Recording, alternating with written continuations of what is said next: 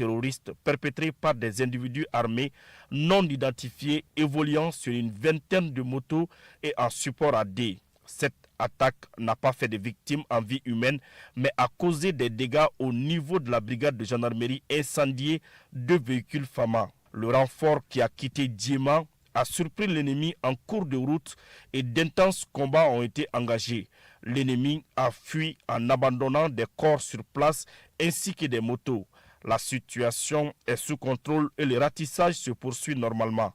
Par ailleurs, le 14 juillet 2024, aux environs de 17h30, une mission FAMA en reconnaissance offensive dans la localité de Waramata, cercle de Yorosso, a démantelé une base terroriste et a récupéré des matériels sur place dont une radio talkie, un téléphone, 2 chaussures militaires Rangers, 2 chargeurs à radio talkie, des munitions 7,62 mm, des médicaments et des vivres. Également le 17 juillet 2024, les FAMA ont mené une reconnaissance offensive dans la localité de Douana, à 45 km à l'ouest de Nyono. Le bilan fait état de 6 terroristes neutralisés, 5 motos récupérées, un talkie-walkie de type TYT récupéré, 2 chargeurs à radio, 2 téléphones portables récupérés, 3 PM, 6 chargeurs PM et maillon PKM garni.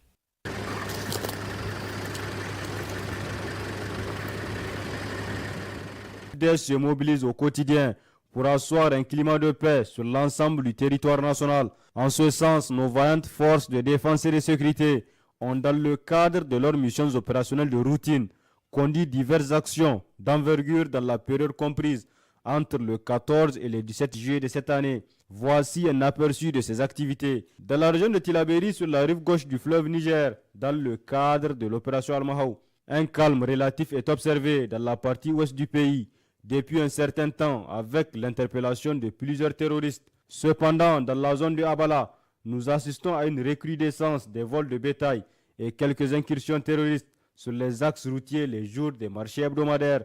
Le 16 juillet dernier, un élément du poste militaire de reconnaissance de Inates, en patrouille dans la zone, s'est accroché à une dizaine de terroristes à proximité d'un campement. Ce contact s'est conclu par la neutralisation d'un terroriste et la saisie de 2 armes. Aucun dégât n'est à signaler dans nos rangs. Malheureusement, le reste des terroristes a pu s'exfiltrer.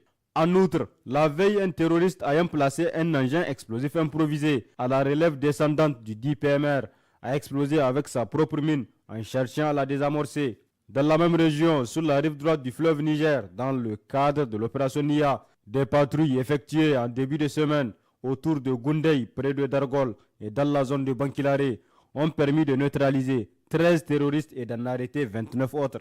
Cependant, des terroristes à moto ont attaqué le village de Dosso Kourégou, situé à environ 13 km au nord-ouest de Kokorou, tuant 7 civils et volant du bétail. Dans la région de Dosso, dans le cadre de l'opération Damissa, suite à des renseignements de sources concordantes faisant cas de convois récurrents de carburant transitant par Bol-Bol, nos forces ont intercepté un véhicule transportant 42 bidons de 25 litres de carburant chacun, destinés probablement à la mobilité des bandits armés actifs dans cette zone.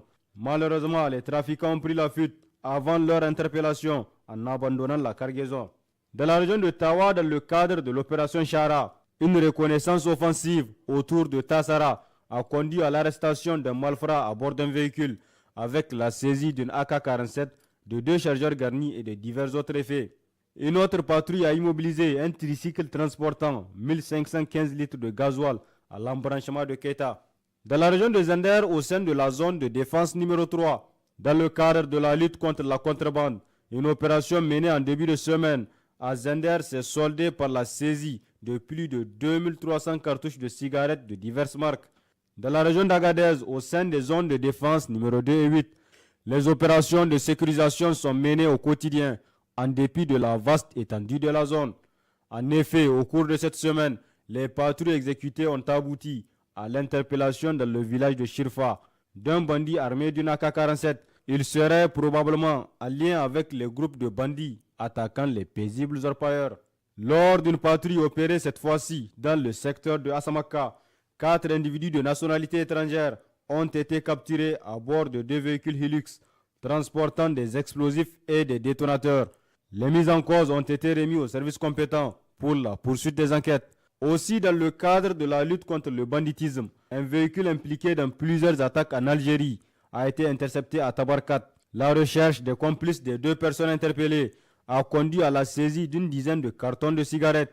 Dans la région de Difa, au secteur 4 de la force multinationale mixte FMM, un ancien combattant de l'État islamique en Afrique de l'Ouest a capitulé en début de semaine en se rendant aux autorités de Toumour.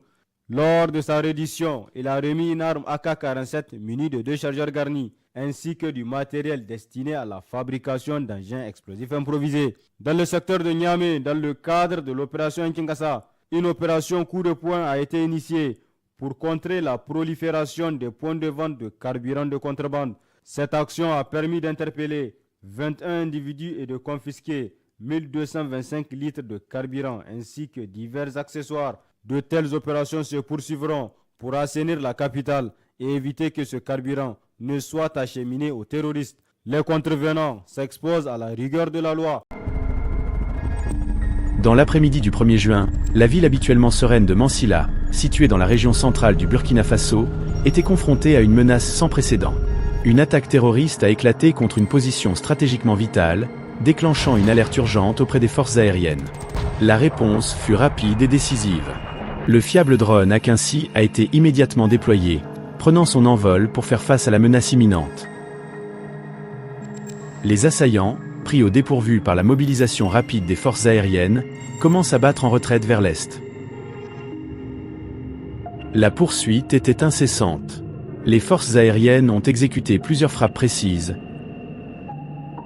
traquant les terroristes alors qu'ils fuyaient vers la rivière Sirba.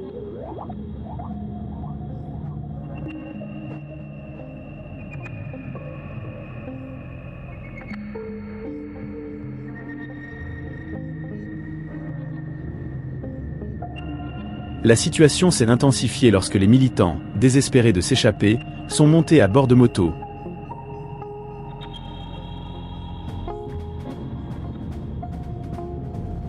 Dans l'espoir de traverser la rivière et de se regrouper. Cependant, leurs plans furent contrecarrés par les frappes aériennes précises et continues. La rivière Sirba est devenue un champ de bataille crucial.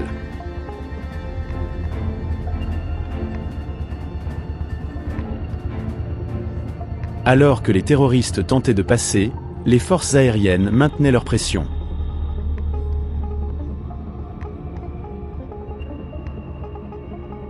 Les canoëistes, conscients de la situation désastreuse, ont abandonné leurs motos et leurs bateaux et se sont jetés à l'eau. Les frappes ont été d'une précision dévastatrice, laissant la rive jonchée des restes des forces ennemies.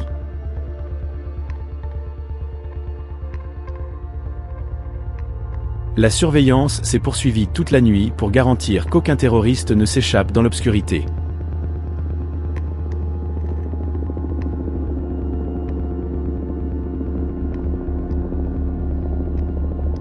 À l'aube, des renforts arrivent, marquant le début d'une nouvelle phase de l'opération. Des hélicoptères ont déployé des commandos dans la zone qui, avec le soutien des drones, ont poursuivi la chasse aux terroristes restants. L'arrivée d'un deuxième drone, le Baraté TB2,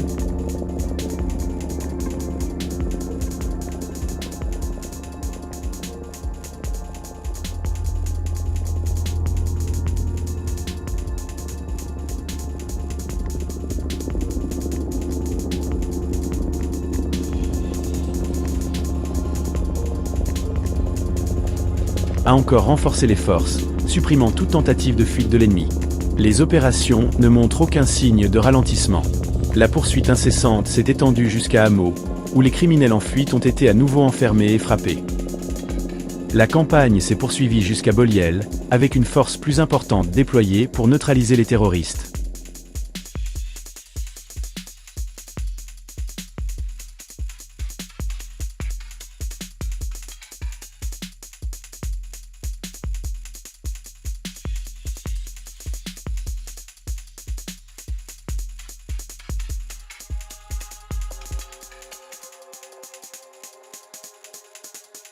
Des bombes ont été larguées sur les vergers où les militants cherchaient refuge, garantissant qu'aucun mouvement ne soit laissé sans réponse.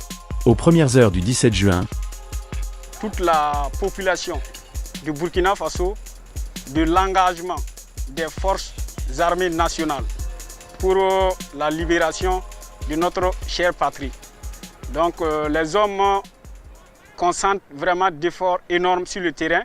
Ils payent au prix de leur vie, voilà, pour que la paix puisse revenir au Burkina Faso. Nous le constatons à chaque fois, voilà, quand nous faisons des missions et les populations sortent pour honorer les hommes, voilà, quelles qu'en soient les difficultés, les obstacles sur le terrain, voilà, les gens arrivent à les surpasser, la fatigue, le sommeil et tout, voilà, pour engranger les résultats, quelles qu'en soient les pertes que nous subissons.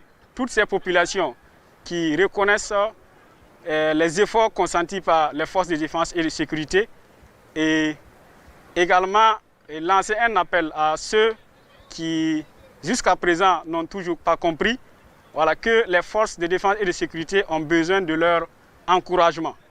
Une alerte coordonnée a signalé une attaque directe sur Mansilla. Les forces ont répondu avec une rapidité sans précédent, en lançant des forces aériennes qui ont engagé l'ennemi alors qu'il se retirait vers le nord.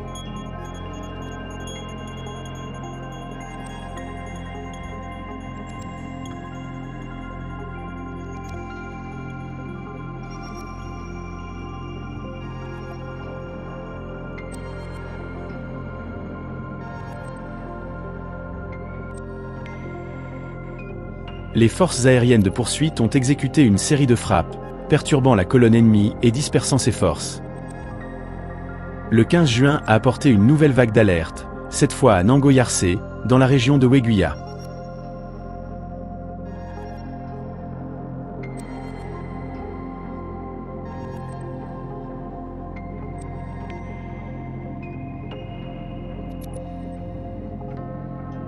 Les forces ont répondu avec la même intensité, arrivant rapidement et engageant la colonne ennemie.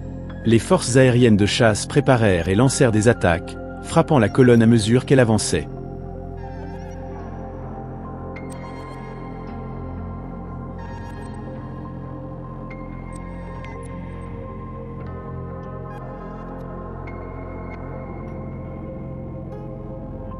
Malgré les efforts des militants pour combattre à la périphérie du village, ils ont été accueillis par une force écrasante et neutralisés efficacement.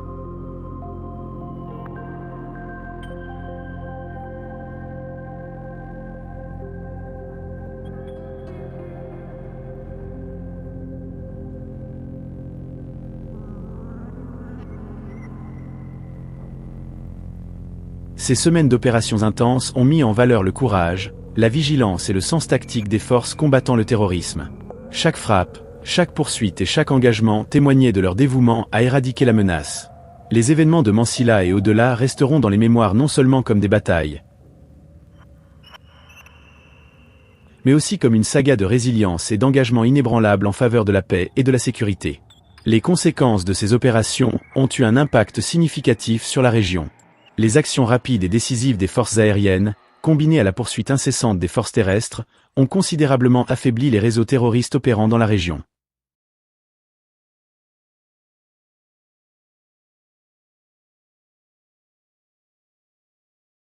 L'utilisation d'une technologie avancée de drones, combinée à des attaques terrestres coordonnées, s'est avérée être une stratégie efficace pour lutter contre ces menaces.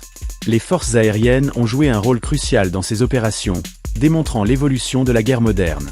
L'utilisation de drones a permis une surveillance précise et continue, fournissant des renseignements en temps réel et permettant des frappes précises sur les positions ennemies. Cet avantage technologique a donné aux forces un avantage considérable, leur permettant de réagir rapidement et efficacement à l'évolution de la menace. L'intégration des forces aériennes aux opérations terrestres s'est déroulée sans heurts. Des hélicoptères ont été utilisés pour déployer des commandos dans des positions clés, fournissant ainsi un soutien et un renfort immédiat. Les attaques aériennes ont non seulement perturbé les mouvements ennemis, mais ont également empêché leur regroupement, empêchant ainsi les terroristes de se rétablir et de contre-attaquer. Alors que le Burkina Faso continue de faire face aux défis des groupes terroristes, les récentes opérations à Mansilla et dans ses environs rappellent de manière cruciale l'importance de la vigilance et de la préparation.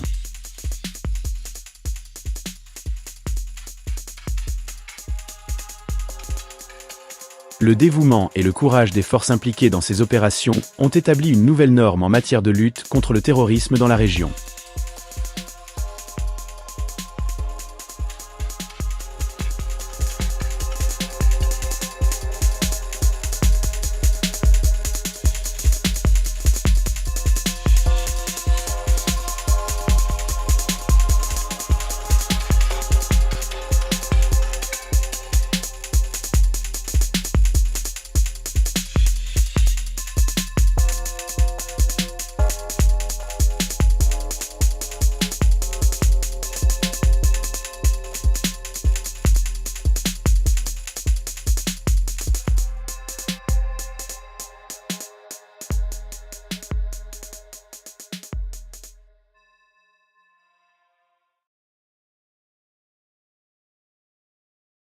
Au cours d'une série d'opérations importantes, les forces du Burkina Faso ont remporté une victoire majeure contre les groupes terroristes envahisseurs dans le pays.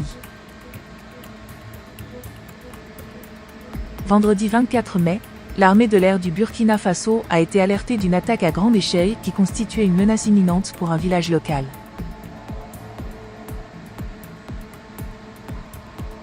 Le commandant Mané, faisant preuve d'une action rapide et décisive, a rapidement répondu à l'appel. À son arrivée, il a identifié plusieurs centaines de motos ennemies avançant rapidement vers le village, leurs intentions étant indéniablement hostiles.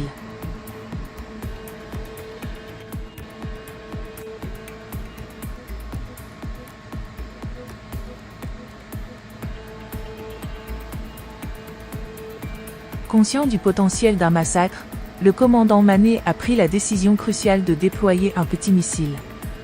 Cette frappe précise a contraint les assaillants à abandonner leur assaut et à fuir le village.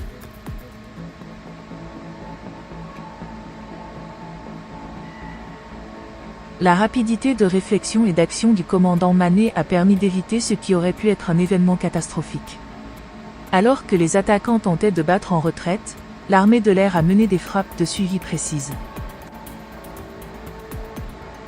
Ces opérations ciblées ont effectivement perturbé les plans des criminels, les empêchant de se regrouper et de lancer un nouvel assaut. La réponse rapide et la précision tactique de l'armée de l'air du Burkina Faso ont non seulement permis de protéger le village, mais ont également démontré la capacité de l'armée à répondre et à neutraliser efficacement les menaces.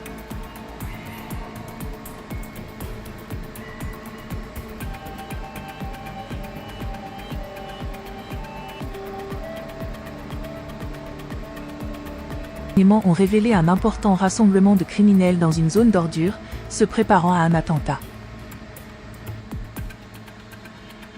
Attaque.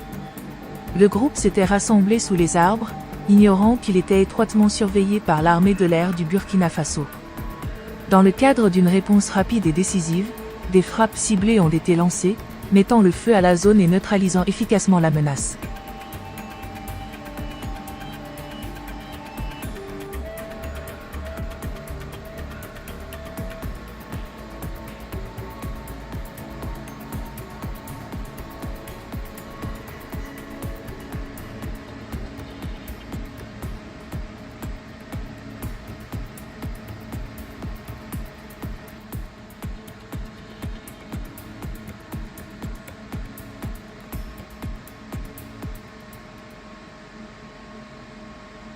Dès le lendemain, le 26 mai, de nouvelles activités criminelles ont été constatées. Un groupe de criminels à moto a été aperçu en train de se rassembler à Tilga, à 25 km à l'est de Pisila.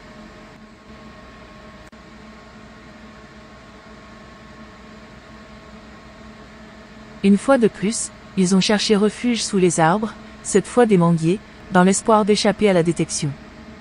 Cependant, ils furent rapidement enfermés et frappés par des attaques aériennes précises.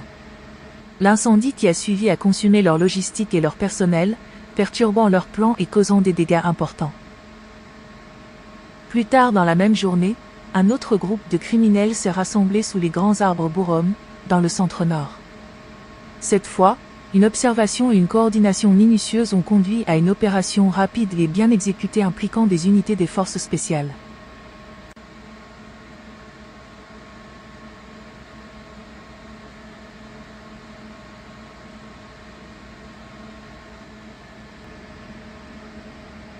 Une frappe de missile a semé la panique parmi les criminels, qui ont tenté de fuir mais ont été interceptés par des hélicoptères d'attaque.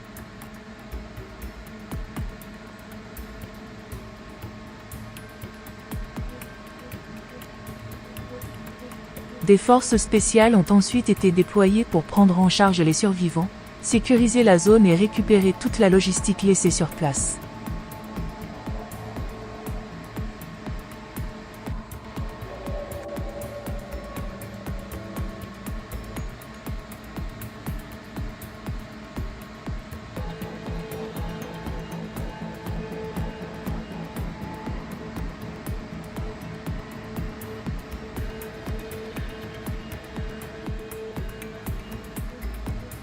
Ces opérations mettent en évidence l'efficacité et la coordination des forces militaires du Burkina Faso dans la réponse et la neutralisation des menaces. Les frappes réussies des 25 et 26 mai soulignent l'importance du renseignement, de la surveillance et de la réponse rapide pour maintenir la sécurité et contrecarrer les attaques potentielles. L'armée de l'air du Burkina Faso, aux côtés des troupes terrestres et des forces spéciales, continue de démontrer son engagement à protéger la nation et ses citoyens contre les activités criminelles.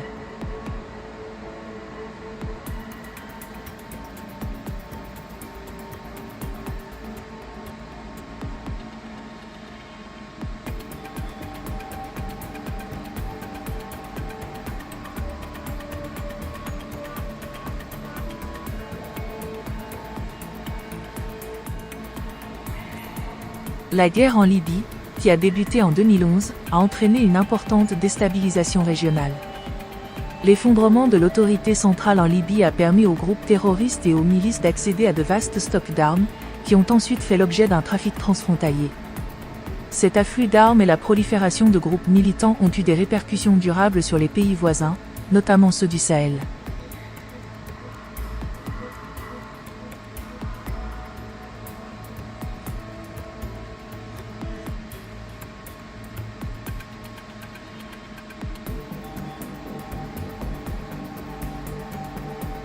De même, le conflit en cours au Soudan menace de créer un vide de pouvoir et une anarchie, que les groupes terroristes sont susceptibles d'exploiter.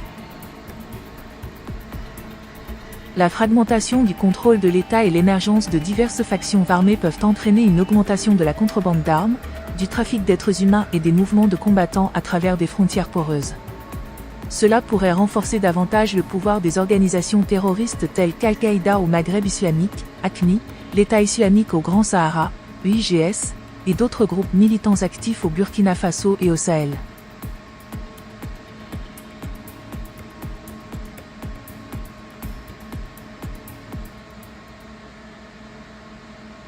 Les leçons tirées du conflit libyen soulignent la nécessité de déployer des efforts proactifs et soutenus pour empêcher la guerre au Soudan de déstabiliser davantage le Sahel. En s'attaquant aux causes profondes de l'instabilité et en favorisant une collaboration régionale solide, le Burkina Faso et ses partenaires peuvent mieux contrer les menaces multiformes posées par les groupes terroristes dans la région.